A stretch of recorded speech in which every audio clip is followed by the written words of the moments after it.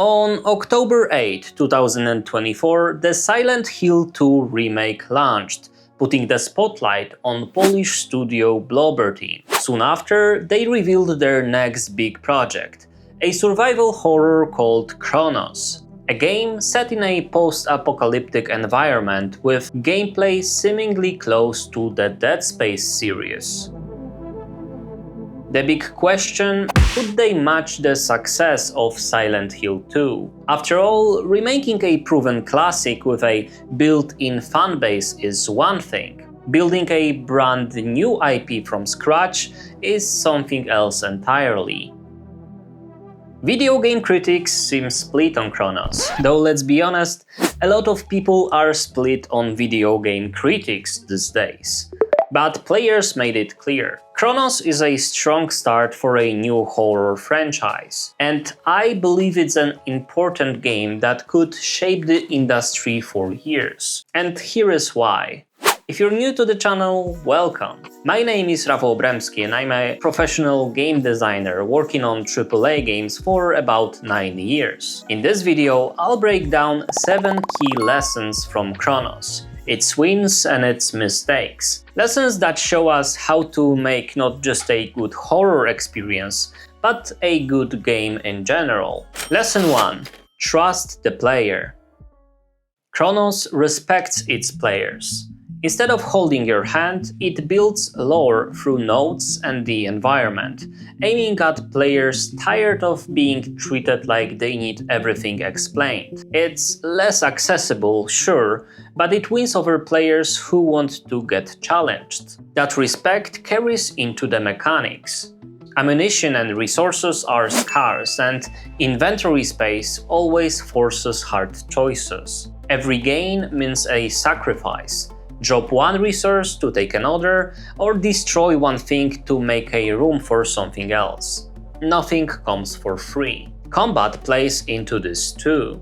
Blindly shooting an enemy without charging your shots wastes resources, but smart players realize they can, for example, cripple an enemy with a charged leg shot, stomp it down, and then finish it off with minimal ammunition.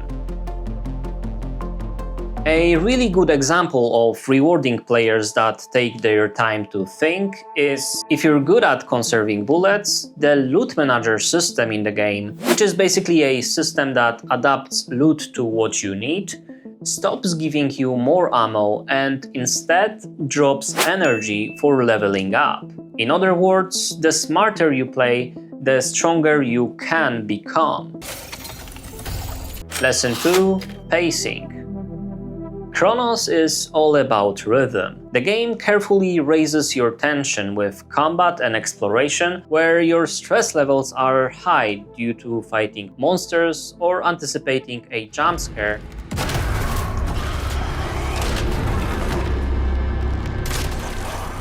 And then gives you short breaks with cutscenes or save stations.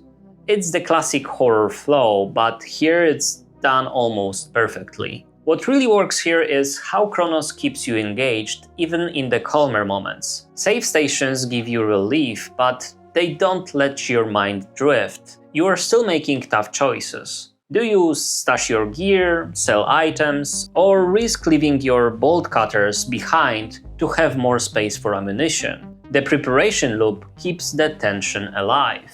And then there are the smart tricks, like leading you through a tight corridor only to open into a stunning view. Normally, it's hard to guarantee the player sees the wow moment from the right angle, but this setup makes sure it lands every time. Lesson 3. Interconnectedness of the world.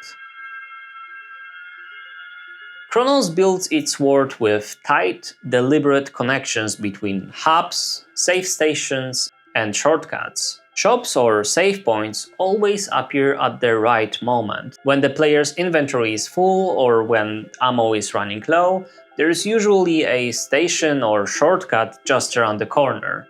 It makes the player feel like they just barely made it through, making each moment like that memorable. Exploration is designed to always feel rewarding.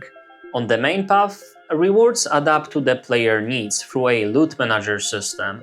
If player is low on ammo, they will most likely find ammo in the nearest crate or loot box. But when you go off the golden path, items are hand-placed.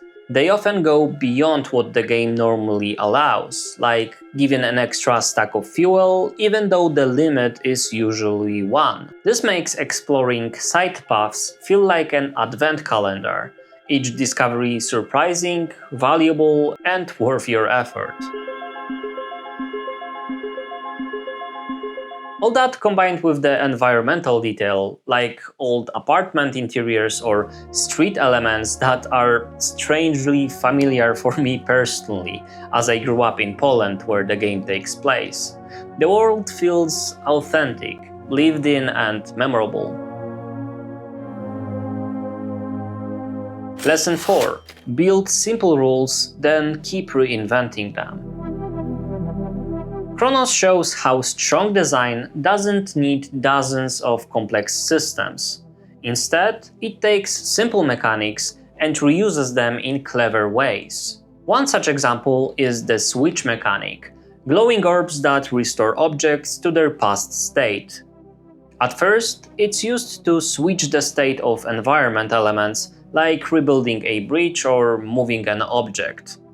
Later on, the same mechanic appears in combat, letting you restore an explosive barrel you just used.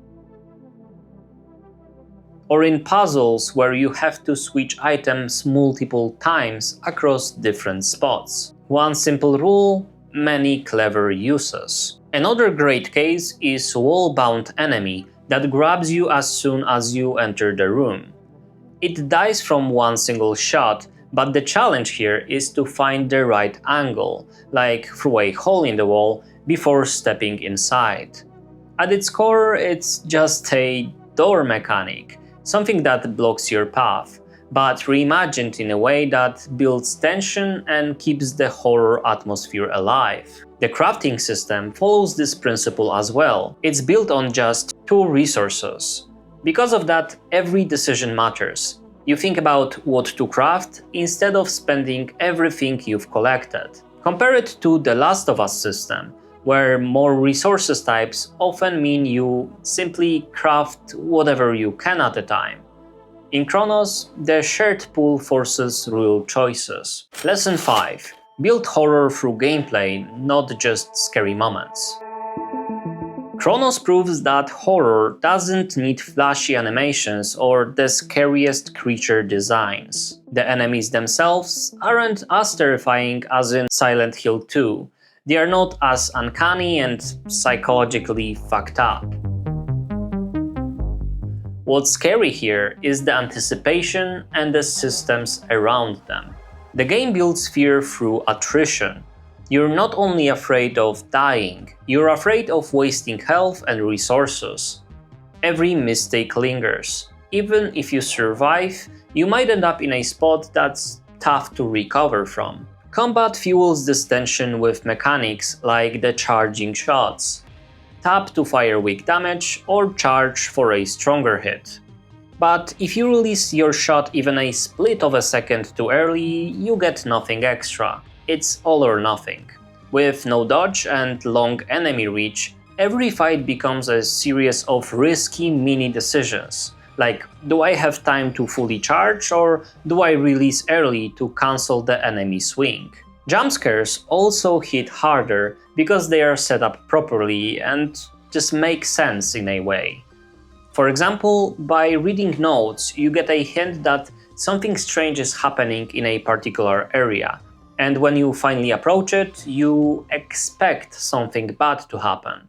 That anticipation stretches out the scare, making it land stronger. And above it all, the audio.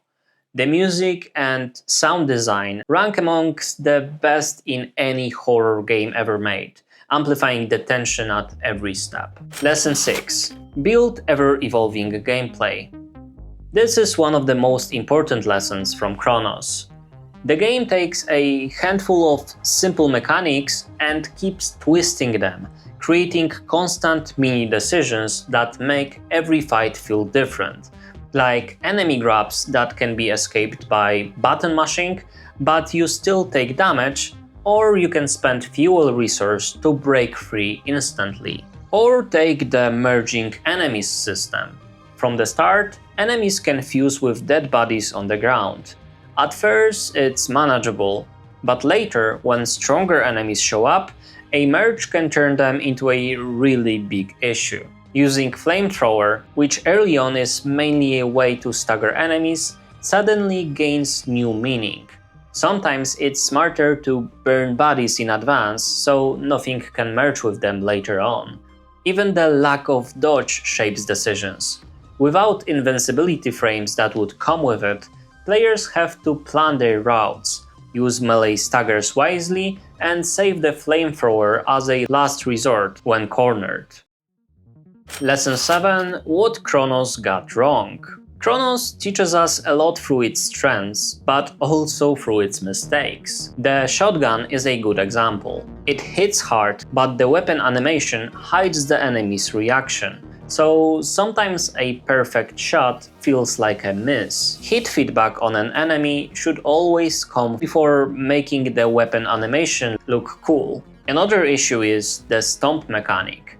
The game gives you huge visual feedback when you are stomping corpses, something that players can remember being an important thing in Dead Space. Blood splatters and dismemberment is triggered on a stomped body, but there is literally no gameplay reason to do it. And finally, the game sometimes breaks its own established rules. For example, every save station gives you one fuel resource, and that's a clear rule. But later, a new fuel-like resource, pyres, is introduced, and it doesn't follow the same rule. Player will not get a pyre resource when visiting save stations.